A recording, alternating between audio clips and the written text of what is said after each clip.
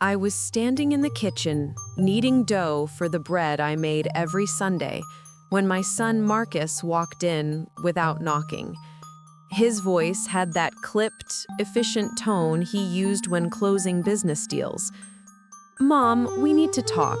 Jennifer and I have made a decision. We're putting you in Sunset Meadows, that assisted living place on Route 9. We already toured it. You'll have your own room. We cleared out the guest room at our house for Jennifer's new office, and honestly, this house is too much for you to manage alone." He paused, scrolling through his phone as if reading a checklist. "Oh, and we sold your car yesterday. You shouldn't be driving at your age anyway. The money will help cover the first few months at the facility. We're doing this for your own good." Then he left, just like that. Didn't wait for me to respond. Didn't ask how I felt.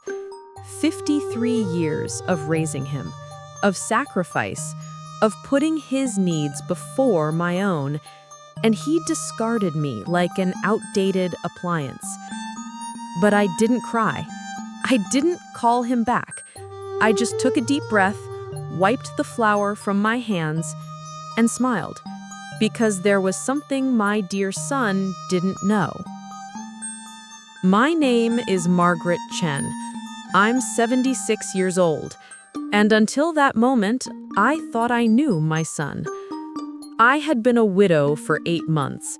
My husband, Thomas, passed away in his sleep one ordinary Tuesday night. We had spent the evening watching our favorite cooking show, just like we'd done every Tuesday for 40 years. He kissed my forehead before bed and said, "Good night, my brilliant girl." Those were his last words to me. Since then, Marcus had been different, more involved, or so I thought. He'd come by twice a week, always with Jennifer hovering behind him, her eyes scanning my home like an appraiser at an estate sale. He'd help with paperwork, insurance forms, bank statements, utility bills. He even suggested I add his name to my checking account, just in case. "Mom, you're getting older," he'd say with that smile I used to think was love. "We want to make sure everything is in order." I believed him. I trusted him. The car he sold, the silver Honda Accord, was the last thing Thomas bought before he died. He'd spent weeks researching safety ratings, reading consumer reports, making sure I'd have reliable transportation.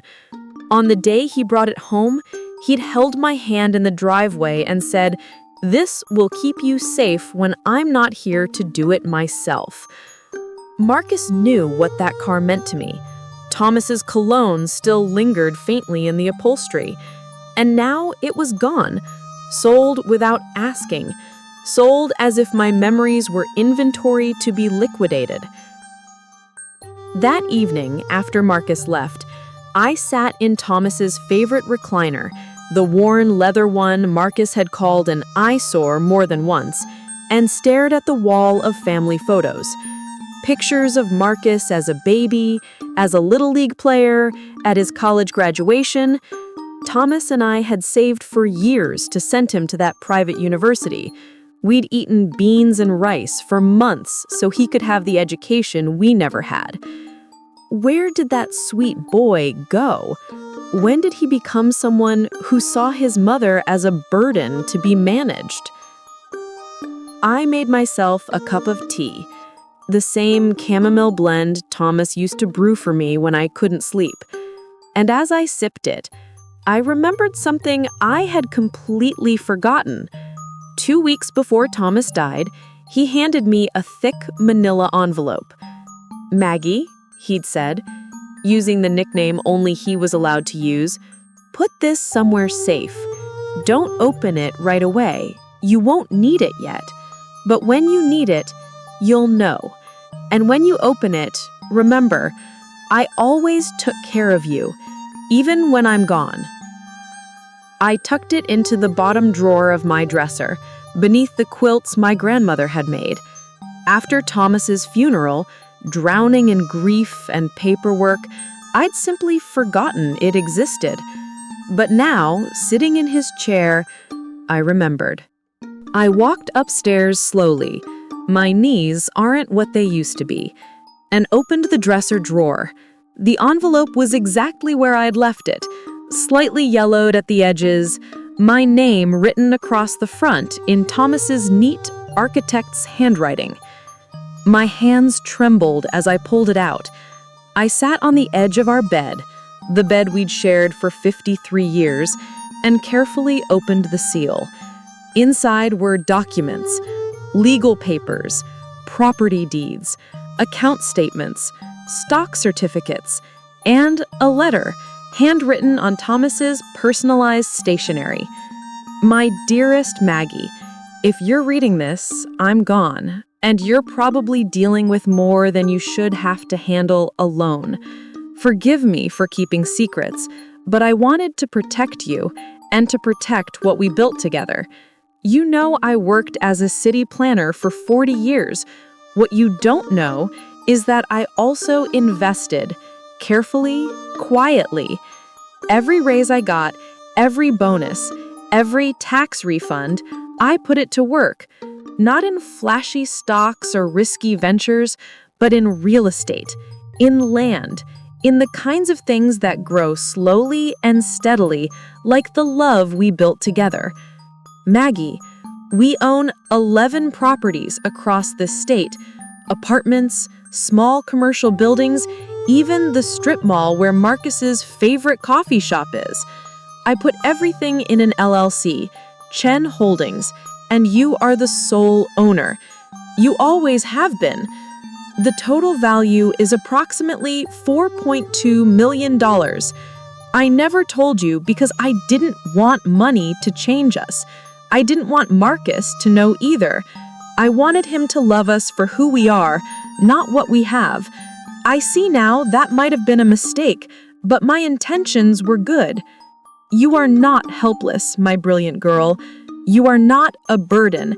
You are one of the strongest, wisest women I've ever known, and you are very, very wealthy. Use this however you see fit, but remember, the best revenge is not cruelty.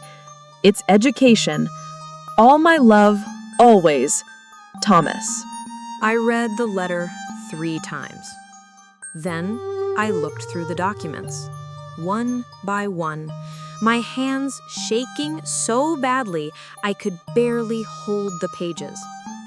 Property deeds, bank statements, investment portfolios, LLC documentation listing me as the sole member and manager. Thomas had been a quiet genius. While I thought we were living a modest, middle-class life, he'd been building an empire in the shadows. Every penny we saved, every sacrifice we made, he'd multiplied it, protected it, and left it all to me, including, according to the documents, the very house Marcus and Jennifer lived in. They'd bought it 5 years ago with what they thought was a conventional mortgage.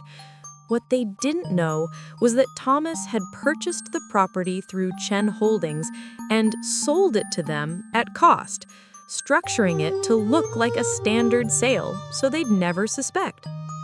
My son was living in a house I owned, planning to put me in a nursing home and using money from my car to pay for it. The irony was almost poetic. I didn't sleep that night. I walked through the house, touching the furniture Marcus had called outdated, looking at the wallpaper Jennifer had called tragic. I stood in Thomas's workshop, running my fingers over his tools, his blueprints, his coffee-stained drafting table. "You always did have the last word, didn't you?" I whispered to the empty room. The next morning, Marcus called. His voice was brighter, more cheerful than it had been in months. "Hey, Mom, just checking in. Jennifer and I are handling the paperwork for Sunset Meadows. You'll be moved in by the end of the month. We'll come by this weekend to start packing your things. You won't need much, just clothes and personal items. We'll donate or sell the rest." "I see," I said, keeping my voice steady. "That's very efficient of you." "We thought so. Oh, and Mom, we talked to a realtor. This house could sell for a decent amount. We're thinking we could use that money to, well, we'll discuss it later. Just wanted to give you a heads up." My house. The house Thomas and I bought in 1972. The house where we raised Marcus. The house where every floorboard held a memory. He was going to sell it? Without asking. "Marcus," I said carefully, "whose name is on the deed to this house?" Yours, I guess? But Mom, you're not gonna need it. And honestly, the property taxes alone.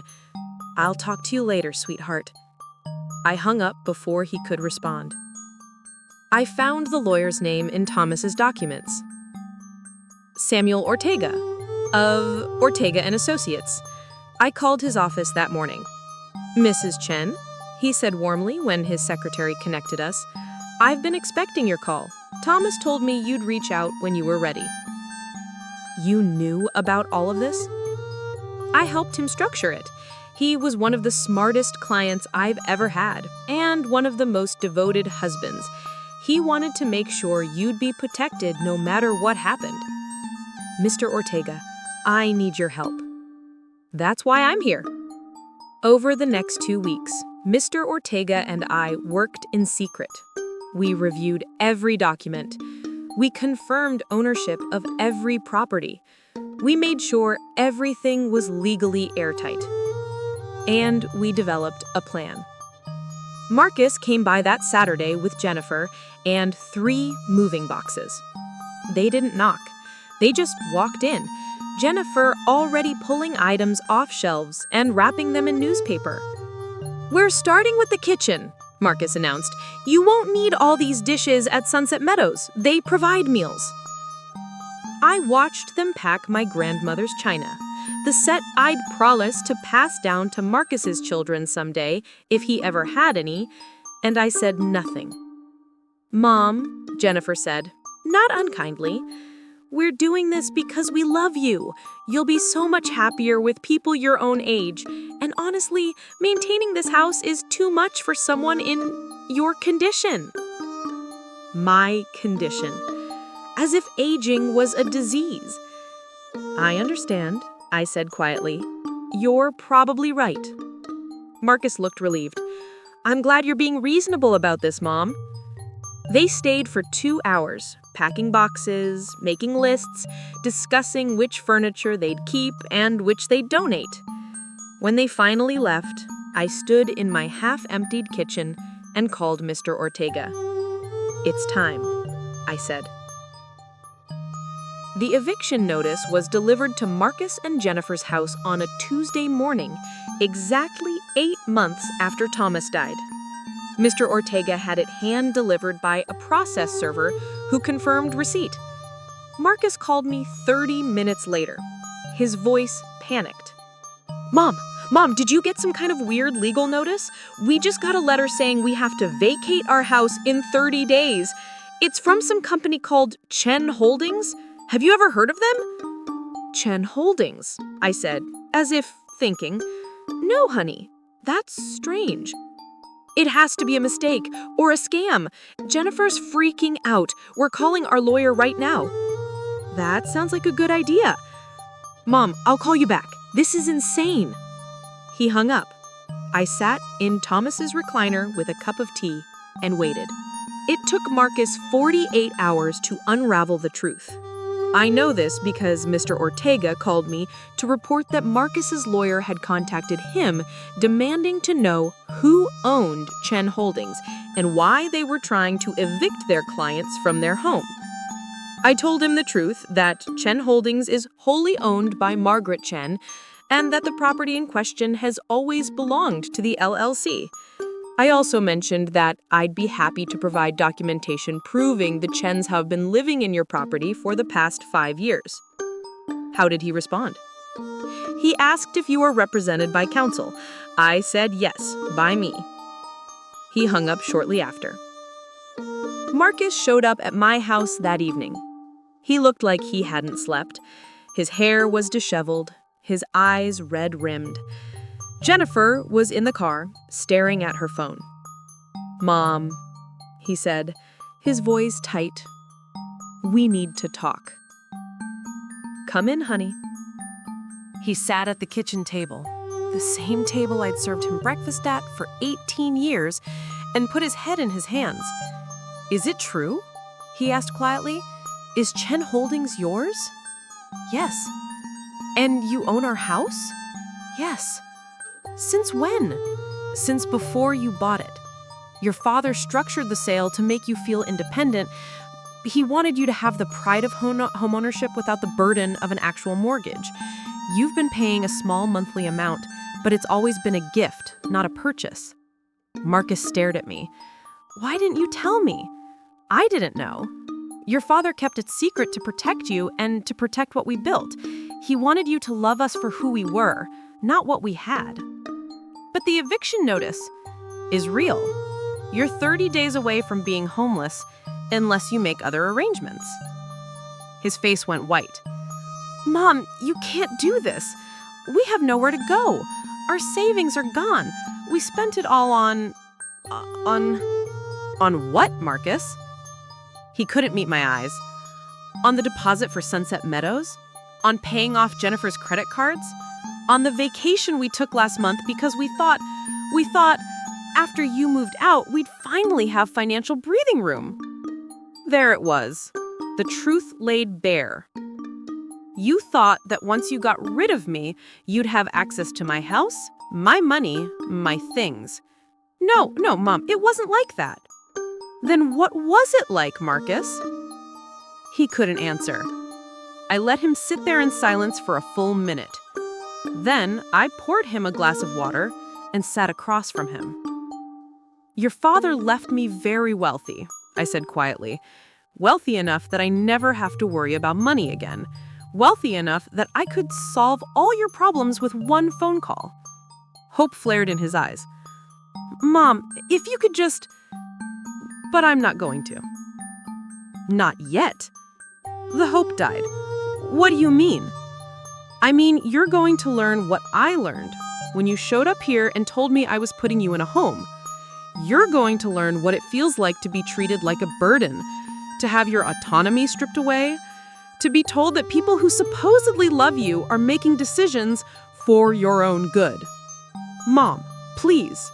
You have 30 days to vacate the house. After that, you'll need to find somewhere else to live. I suggest you start looking." "But we don't have money for a deposit for first and last month rent." "Then I suppose you'll need to make some difficult choices. Maybe sell some things you don't really need. Maybe take a second job. Maybe learn to live with less." Marcus looked at me like I had slapped him. "This isn't like you." "No," I agreed. "The old me would have let you walk all over me. The old me would have smiled and packed my bags and gone quietly to that nursing home while you sold my house and spent my money. But your father didn't raise me to be a doormat, Marcus. He raised me to be strong. It just took me losing him to remember that." Marcus left without another word. I watched him walk to the car, watched Jennifer's face go from hopeful to horrified as he told me what I said, watched them drive away. And I didn't feel guilty. I felt free. Over the next 2 weeks, I watched from a distance as Marcus and Jennifer scrambled. Aurora Chen, my sister-in-law, and reliable source of neighborhood gossip, kept me updated. They're looking at apartments, small ones, one-bedroom places in rough neighborhoods. Jennifer's been crying at the grocery store. Marcus looks like he aged 10 years. I said, sipping my tea.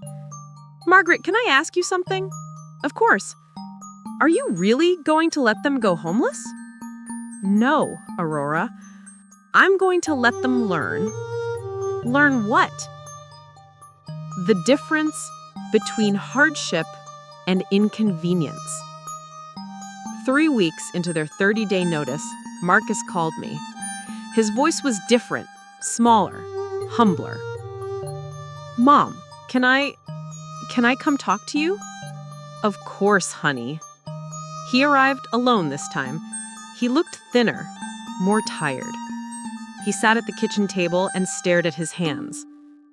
"I've been thinking a lot these past few weeks about what you said, about how you treated me." I waited. "I was wrong, Mom. I was so wrong. I convinced myself I was helping you, that I was doing what was best, but the truth is, I saw you as an obstacle, something to be managed, and I'm so ashamed of that." "Why did you do it, Marcus?" He was quiet for a long time.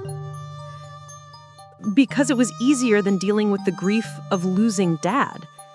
It was easier to focus on logistics, on moving you, selling things, organizing, than to sit with how much I missed him. And Jennifer has always been worried about money, and I let her anxiety drive decisions that should have come from love." "Where is Jennifer now?" "At her parents' house. We had a big fight. She wanted me to contest the eviction, to hire a lawyer, to fight you. But I told her no.